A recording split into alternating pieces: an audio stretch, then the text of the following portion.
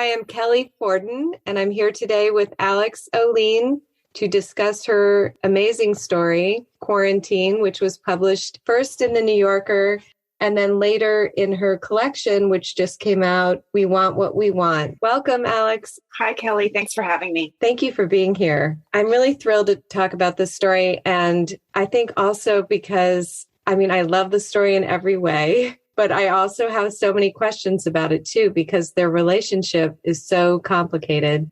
So I'm really excited to dig in. At first, I was concentrating on the structure of the story. And I wondered, before I sort of unpack what I came up with about it, I'm wondering how that structure came to you. Intuitive, I guess, is a polite way of saying it. I'm not a big outliner. I'm very open to seeing where a story draft takes me. So I didn't particularly have a plan for this story, but I will say that in general, movement around and through time and the compression and expansion of time is something that I'm really interested in and drawn to as a writer, particularly in the short story form.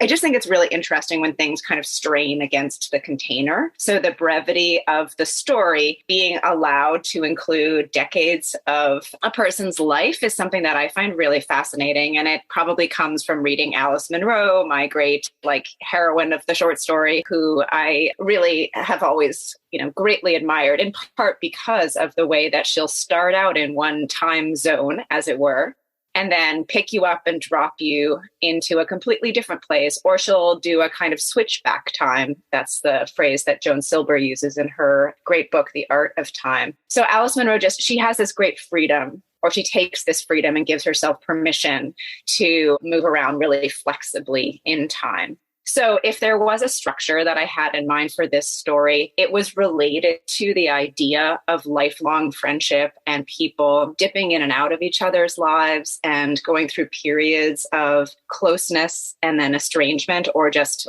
not even being sort of actively involved with each other, and thinking about how the canvas of the story could work to portray that.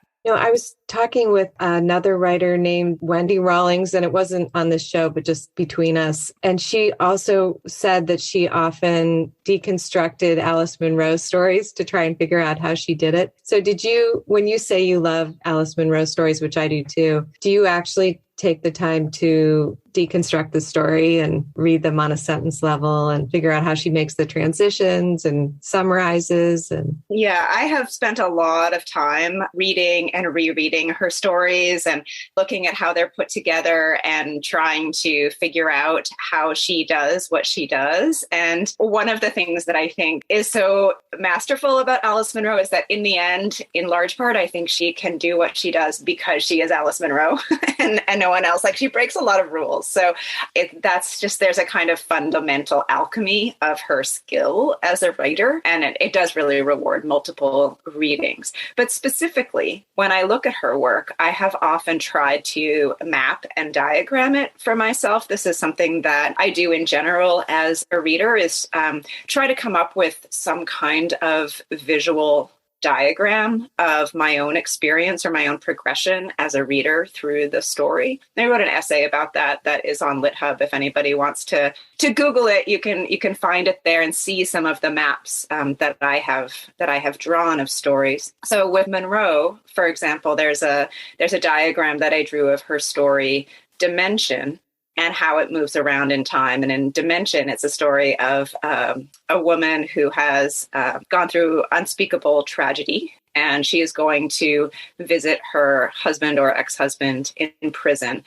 And that's the present tense movement of the story. And then as we go through the story, Munro leads us through various layers of the past, and we learn more about what happened that was so tragic, and also about the aftermath of those events. And so I drew those kind of movements around in time as a kind of aqueduct with a kind of trajectory across the top, and then layers of narrative arcs or arches underneath the main kind of present tense story. And that's not to say that that's the only way that you could diagram the story. That's just how I experienced it. But I think what it helped to illuminate for me is how the elasticity of time in the story is part of the way in which Monroe represents trauma as being not one experience, but a recursive set of experiences. It's something that the character is going to have to return to again and again to try to grapple with. And it's also part of her kind of lack of morality. And I mean that in the best way, that she treats all of her characters with great humanity, and she doesn't kind of set them up to be ready victims or villains. And so part of moving around these events in time is to show how complicated they are and how many different ways characters can feel about what happened. What I did with yours was I was trying to figure out how you moved across time like that. So here's what I have. The first section in Spain is 1,000 words. I mean, there's some summary, but mostly it's happening, it's a scene. And then her father's death in 200 words in summary, where we really get a full picture of him. And then Bridget's life after his death, when she becomes a lawyer, etc., is like 300 words summarized. The wedding scene is 435 words, so that's action.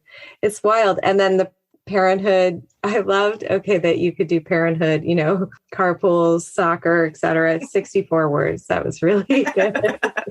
Sorry, parenthood. That is what it's like. You just have a long string of events. Conference in Ottawa with Angela's 890 words in action. Then Bridget's marriage solidifies after the illness, 204 words. That's summarized. She checks back in with Angela via letter, 263 words. That's summary. Conversation with Charles gets 424 words, which is so where he's telling her what happened. It's just fascinating. And then, Bridget meets him and the son at the airport, 200 words. The last section with Angela is 1359. So the sections with Angela, and then there's the summary at the end. I'll just finish with, where she says she doesn't see Angela again, and that's 247. So the three sections that include Angela in Spain, in Ottawa, and then at the end at her cottage, that is the bulk of the story, but it's wild. That was just intuitive to you because it just was so seamless. Like you just knew what to include. And even, an illness of a husband, which could take over too much space in a story, you did so succinctly. So that's so mathematical. I've never thought about any of my stories that way or looked at them in terms of word count. But I'm fascinated to have that reflected back to me because I suppose what it does is reaffirm my own sense, which was that the relationship between these two women was always the focal point of the story. It was always going to be where time slowed down and where the kind of narrative gaze of the story was going to linger. So that does make sense to me. And I think I did think of it as a kind of bookend, right? So there's the section in Spain that is the beginning. And then I felt that there needed to be a kind of counterweight or equivalent kind of pacing or an equivalent moment between the two women. And that's the moment or the visit in the cottage when everything else is kind of stripped away, right? Husbands, children, careers. At the beginning, they don't have those things because they're young. They don't have them yet. And then the cottage is a kind of return to focusing on each other and inevitably a kind of temperature taking or a point of comparison for the main character of how their lives have each gone. That is really interesting. I mean, it's interesting because I am fascinated to hear about counterweights too. That's very cool. Just in terms of character, I was curious how you would describe Bridget as a character. And then I'll, just because I have you here, you never get to ask the author. So when you think of Bridget, what do you think of? I think the moment that stands out to me with Bridget, the moment where she really sort of clicked into focus for me as a person. And I didn't plan this in advance, but when I wrote it, I was like, oh, okay, that's who she is. It's the moment when she realizes how much she likes her kind of regular life. She likes being a lawyer and painting her apartment on weekends and going to the grocery store. And this idea that I think I liked the idea that she wasn't a kind of person who was going to pine for the lost romance of her youth and that time in Spain and like being kind of sexually promiscuous and working in restaurants. She was not going to have nostalgia for that. She was going to realize that she actually liked the routines of adulthood, and that was going to be a kind of defining quality or compass for her going forward. Okay. And then what about Angela? Yeah, Angela is, I mean, it's a little bit, I think, reductive to say that she's the opposite of that. But the way that I envisioned Angela was that she's a seeker, right? She's the kind of person who is never going to feel that sense of satisfaction or comfort that Bridget does with regular routines and office work and taking your kids to soccer on weekends. She was always going to be the kind of person who felt ill at ease in the world, or that there had to be something else, some other plane. Sometimes that's almost sort of mystical. Sometimes it has to do with health, but she was always going to be looking for the next thing, the next way to feel at ease, and never finding it. The second time I read it was when I picked up on the fact that both of their fathers died. I mean, it was in there, but it didn't receive much space in the story. So it didn't immediately occur to me that was a pivotal moment in both of their lives. It's very clear that it's pivotal in Bridget's life because she has to leave Spain. But then Angela makes the comment that her father's business was very stable and that he had said that line about, oh, no matter what happens, you always need light bulbs.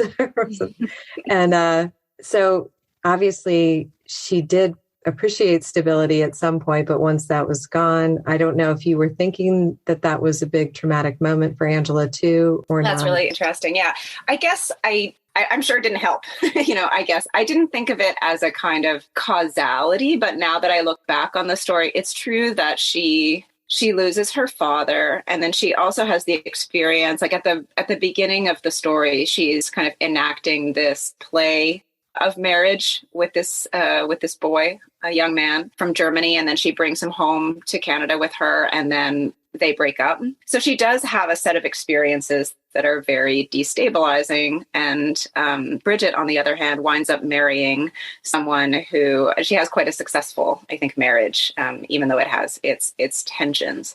So I don't know. I feel like it would be a little bit flattening of my idea of these women to say, well, that's how or why they end up taking the path that they do. But I'm sure it's part of how I envision that the whole landscape of their lives is that, yeah, sometimes people never get settled, or sometimes people react to trauma in one way, which is like of really holding on to what they have and being sort of resistant to change. And sometimes people react to trauma in the opposite way, which is of constantly reenacting experiences of destabilization. And both those things, I think, are perfectly valid and understandable responses. So, Angela clearly sees, well, obviously it says many times that Angela sees them as best friends. And, it seems like her life just sort of stops after Spain. I mean, she gets married and she has a son or whatever, but I don't get the sense she has much else going on or many other friends, because how could Bridget be her best friend? It was such a disconnect because Bridget basically had to think for a second when Angela got in contact with her, who is this person? And then on the other hand, Angela's thinking the opposite. So what was going on there? Yeah, I'm interested in, how friendships sustain over long periods of life. And in many cases, when people move around, as we do nowadays, or you meet someone because you work together, or because you go to school together, or because they live on your block and they have kids the same age, right? And then what happens when the thing that held you together is no longer in operation? A lot of times those friendships just evanesce in a way that is very natural. It can be quite sad, but it is also very understandable. What I think is required for friendships to endure is for one person, or at least one person, to have a hunger, to have a need, and to be persistent. So I see Angela as having this need, right? In the same way that she's a seeker of meaning and constantly trying to figure out like what it's all about and how can she make the world make sense to her. She's also going to be the person who reaches out, who has a need for Bridget. And like, sometimes that is huge in life. So I guess that's about all I have to say about that. Yeah, that is huge. So there is a moment of foreshadowing, and I was just curious in terms of crafting, whether this came to you while you were writing it or it just is there because you know the character. But Angela's dancing, and her new family is like very witty. They're very fun and raucous. And she's dancing around, and there's the moment where her hair is in disarray, and she's concerned. And I just thought, did that come to you in drafting?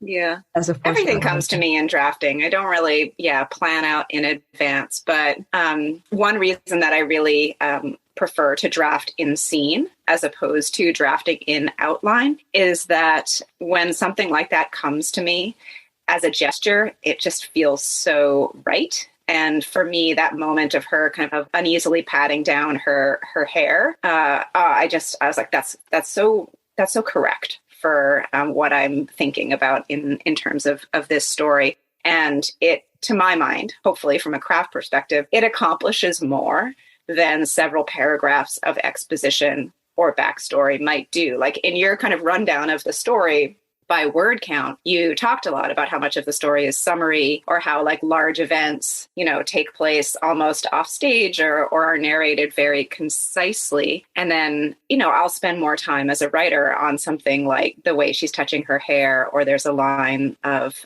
later on that she's all geometry. Grown up, she was all geometry. And to me, that is a kind of shortcut into character that is it's more effective. In terms of my own writing, I wouldn't judge it for other people, but for me, it does more and says more to track the characters and their progression through time than if I were to, write some super long, extensive laundry list of events that had occurred to Angela since the last time Bridget saw her. So when you're first drafting, you draft in scene, and you might have written more scenes than made it into the story.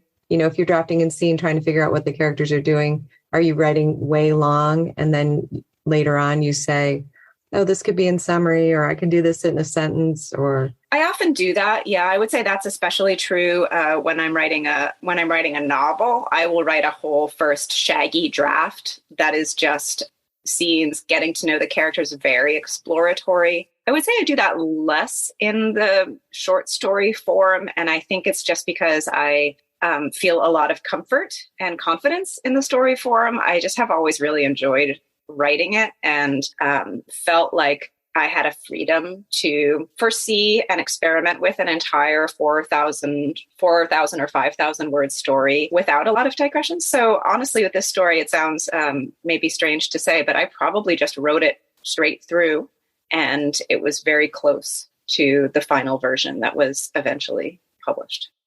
Wow. That is great. That's wonderful. Yeah. So if you're writing a short story versus a novel, then would the short story, say this one, you were thinking, I want to write a story about a friendship, or did you have in your mind one of these characters or both when you started it? I was working at the time on a whole series of projects that are really focused on relationships between two women, really kind of excavating duos or dyads of women. And I wrote a whole novel about two sisters called Dual Citizens. And then a lot of the other stories in We Want What We Want are about friendships between two women. Sometimes it's work colleagues. Sometimes it's, friends from youth, as in this story. Sometimes it's some other kind of connection. But I think I just got really fascinated with the idea of formational friendship between women and identity formation, and how these relationships that women have with each other, and perhaps this is also true for men. I don't write about those things because that's not my personal experience. But for women, there can be these intense, not quite romantic in a sexual or physical sense, but nonetheless extremely intense kind of chemical relationships that you have. And it's almost like the experience of falling in love, where you meet someone and you develop a kind of intimacy or closeness that feels really transforming for you. And then when we lose a friendship, or the friendship breaks up, or it disappears, there can be truly such kind of heartbreak that is associated with that. So I was interested in kind of giving space to those kinds of relationships and writing about them. So for this story, I definitely had that in mind, that I wanted to write about, why some things endure and why some things don't, and what it's like when someone comes back into your life from the past, and it leads to an immediate moment of self-reflection for you. If you have a friend from way back when who contacts you and you immediately look at like, what happened to them? And then what happened to me? And what do I think about that? It's super interesting. So I was thinking about that. I was thinking a lot about social media, which plays a big role in the story.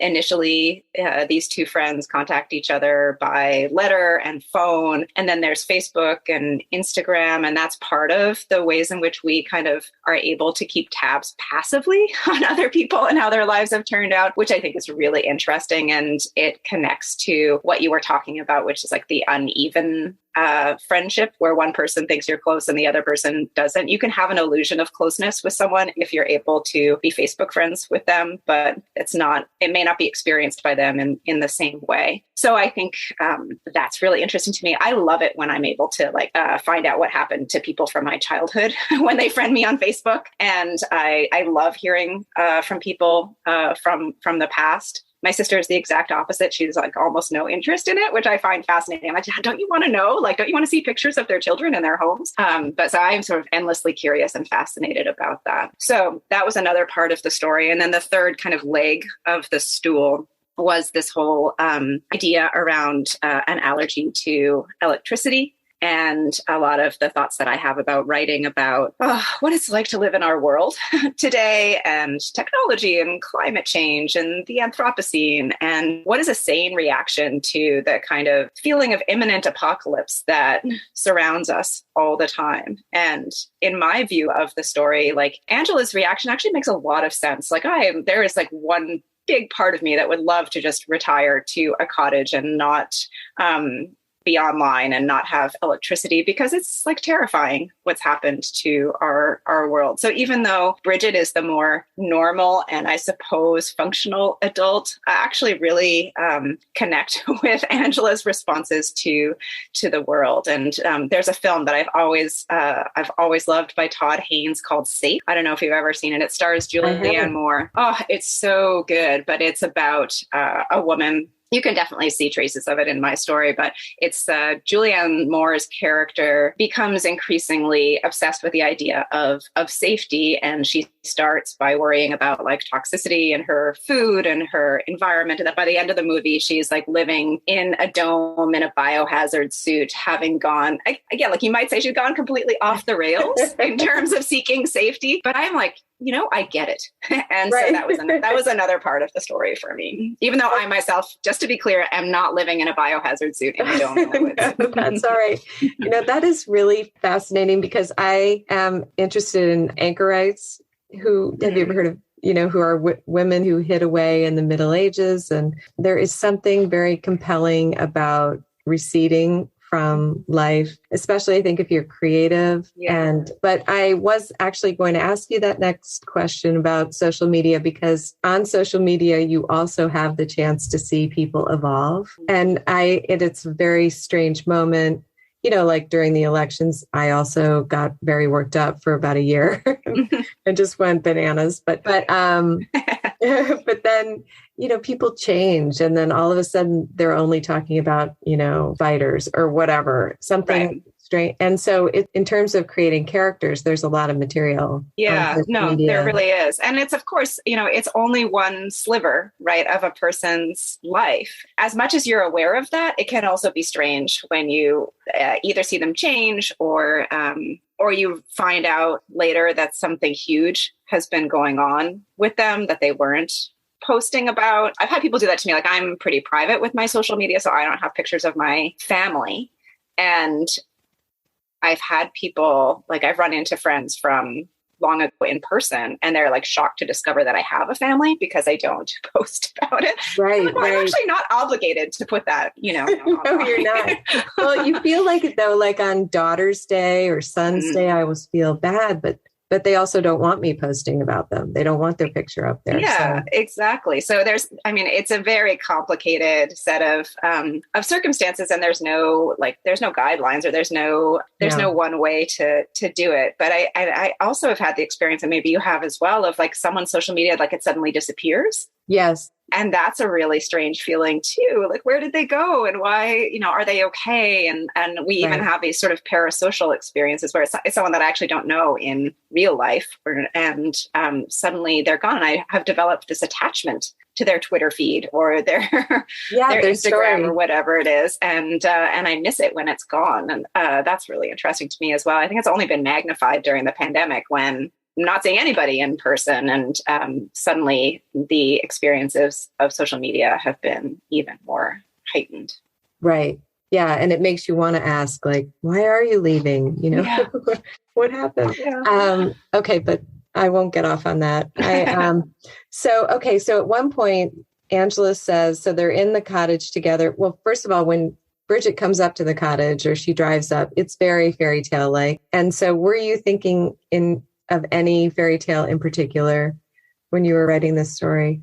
I wasn't thinking of any fairy tales in particular, but I was thinking of fairy tales in general and of the idea of, like, in a lot of fairy tales, the roles that are ascribed to women are they're sort of specific, right? So like some of the tropes around women, and at least in Western fairy tales, are like the witch or the old crone or the evil stepmother. And then a lot of times the rescue character would be like a male character or like a prince who has to do something to, like in Sleeping Beauty, for example, like the prince has to hack away at the bushes to get to the princess. So I think I was interested in kind of subverting that a little bit and thinking about Bridget as someone who's going to come in and, like, she's not a prince, she's a caretaker, she's a friend, but what can she do to, I don't know if she can rescue Angela, but she does go in there with the intent to intervene in some way. And then I liked the idea that rather than doing that, she would get almost sort of sucked in to the spell a little bit. And I wanted to write some scenes that were kind of quiet and beautiful between the two of them, even if the beauty is kind of tinged with sadness, that there would be something kind of magical about the place itself, a feeling where, time was going to slow down. And they would have this moment of not quite respite, but of, I don't know, mutual intertwining. So there was that section about the trees. And is that how you then envisioned them, as two trees who were connected, albeit underground? And there's a section about them, about trees and how scientists have discovered that trees have friendships. And they actually often arrange themselves such that they can each reach the sun, which I think is really beautiful. Lovely. And to me, that was, of course, a really suggestive metaphor for what an ideal friendship might be. So for me, in that moment, although their friendship otherwise is quite, lopsided or confused or not always successful or kind of taking center stage in each of their lives, in that one moment, these two women do achieve that kind of beautiful equilibrium. And just as a sort of interesting aside, or it was interesting to me anyway, so I had this story published in The New Yorker. And when you write fiction, you're rarely fact-checked, at least in literary magazines, but the New Yorker does do fact checking for fiction. And the only question that they had for me was around that statement about the trees. And they wanted to know, is that true? And do you have a source? And I know, I did. I was like, here's the article from the New York Times where I read it. And I just thought it was really interesting that in this whole story that is about, many years and a lot of stuff happening, that was the one thing they wanted to know. Is it true about the trees? I had read it somewhere too, and I would never have been able to remember. So it was good that you still had the article. Yeah, I know. I have no memory for facts. So I was vastly relieved that I actually did have a source in this case. Yeah, me too. That's why I like writing fiction, because no one ever checks, Exactly. You could just make it up. Yeah. Okay. So it's called Quarantine in the New Yorker and Point of No Return in the book. And I was just curious about that. Yeah, I'm sure you can imagine that quarantine. So this story was written in 2016. It was published in 2017 in The New Yorker. And I, at the time, thought quarantine was this really suggestive way of talking about isolation and contagion And those were some kind of themes of the story for me about where Angela ends up and the ways in which these two women at times are in their separate islands and other times are kind of mutually infecting each other. So I was like, Quarantine, that's such a cool title. It was actually going to be the title of my whole collection because I saw it as, these are themes that go across all of these like female friendships that keep reoccurring as a pattern in the book. Then COVID happened and suddenly Quarantine had a completely different like set of cultural resonances. So I decided to change the title, and I came up with the point of no return, which I think also is suggested in the story that by the end, these two women have reached, like the friendship has reached a point of no return. Like it doesn't really have a space in the world anymore. And Angela as a character has gone so far kind of astray from what Bridget's life or her sense of what's normal that, they've totally diverged. So it does make sense, but I still have to admit, I mourn the loss of the original title, which to me worked so well, but so it goes. When a global pandemic hits right. That affects your fiction, it's not going to work. Yeah, it's just not going to work. Yeah, I was up against it for sure. Yeah. I was going to ask you about that, where she says, I'm at the point of no return. And I guess that leads me to the question about the illness itself. And the conference for people who have an illness like me, mm-hmm. Angela says, were you thinking of a specific illness, or were you thinking of some of the diffuse syndromes? Yeah.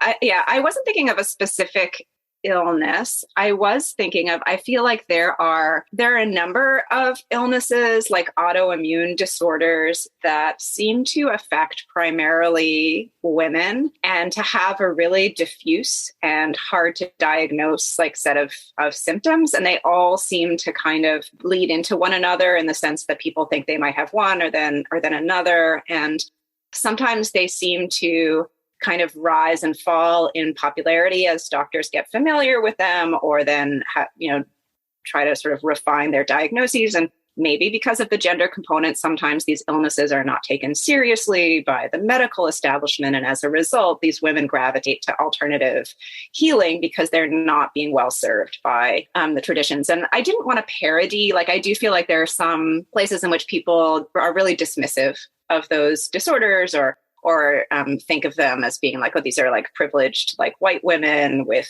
a kind of angst that's manifesting in the body. I didn't want to go into that space. I wanted to try to treat it with a certain amount of like sympathy and dignity. And I think like Angela is just part of this community where she can't figure out why she doesn't feel good. And like, what a huge and terrible experience, to have that. And I don't think, she really knows or will ever know by the end. And just, she's just always going to be trying to figure out what she can do to make herself feel better. And it's really, that's a really, tragic experience for a person to undergo.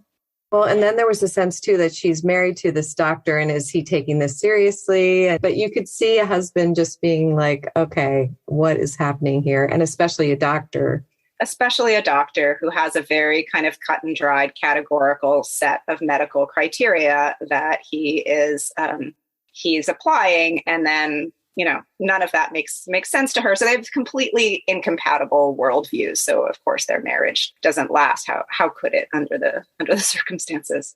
Yeah. Okay. I know I'm running out of time. So the bone colored cardigan, and she likes everything bone or off-white. Did that just seem to go along with the geometry? Yeah, it seemed to go along with the geometry. And I think for me, it also connected to this desire for something organic and therefore authentic. Like she's not someone who's going to be drawn to neon colors or designer drugs. She's someone who's going to be eventually making mushroom tea and taking bee pollen. So the bone colored cardigan, like even to refer to it as bone, is part of this like desire to find a more authentic way to live in your body. So it's meant to be a kind of signal towards her eventual journey in that direction. And did you see her as just getting more and more sick because she's not eating? She has no food in the house at all, right? So you could get to a point where you're avoiding so many things you can't even sustain life. Yeah. I think As a writer, I prefer things to be a little bit ambiguous, and often they're ambiguous. I want them to be ambiguous for the reader. I want to leave some space for the reader to come to their own set of judgments about the situation and the character. And I'm quite comfortable with it being ambiguous, even for me, the person who wrote the story. So I absolutely think that you could look at what happens at the end and decide that Angela has completely made herself sick by not eating properly. I also think it would be a completely valid reading to say that, well, she can't eat because she feels so terrible and it's her sickness that is making her unable to eat. Both are true. Angela is in a very kind of dire situation because of her illness. What the actual source of the illness is, the source of her discomfort, I don't think the story wants to pinpoint that. And to me, to have there be like one answer to that would be to like reduce the kind of fundamental mystery of the story for me. So I don't know which it is, and I'm comfortable with not knowing. Well, I love hearing that because I think that's what I remember when I look back on stories I've read. The ones that I remember are the ones that leave that space for you to conjecture and you never quite know. So in the end, she's not going to see Angela again. Bridget is saying that she's coming to this point in her life where the kids are going to go to college. And then she says sometimes she thought of this aloneness as a luxury. Sometimes she thought of it, she was afraid of it.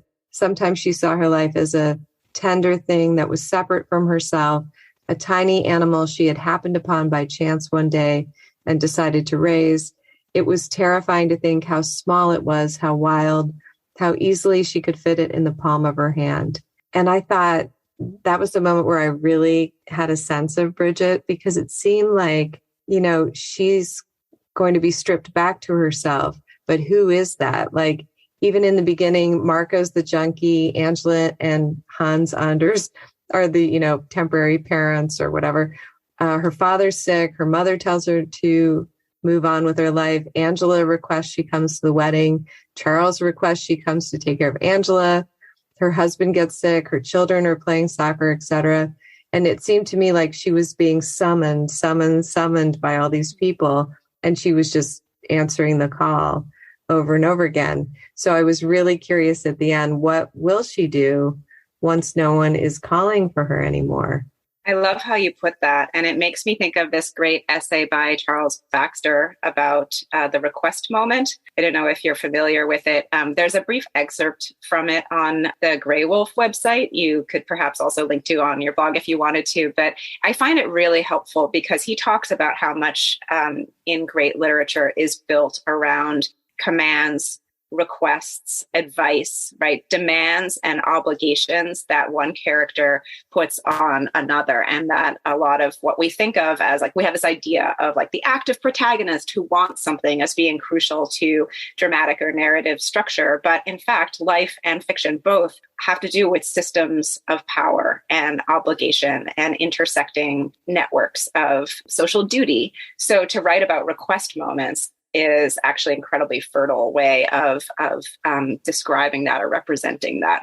So as you note, this is a story that is one request moment after the next. And I do think that that's actually, again, not to hammer the point about gender, but that is very true to the experience of a lot of women, is that they often take on caretaking roles or are often kind of called upon to define themselves in relation to each other, as opposed to more kind of stripped down around their own individual ambitions. So I think you're right that the story does end on a lot of uncertainty for Bridget, and that although she's gone through many decades of life, there are still a lot of lingering questions for her about what her life means. And I thought of the end of the story as trying to mimic the experience of looking through the wrong end of a telescope. You know, when you look and you see things and everything has become really small instead of really close up, and how kind of strange that is, and how things that are actually very familiar to you can begin to look very kind of uncanny and odd. And that's the moment that she has come to at the end of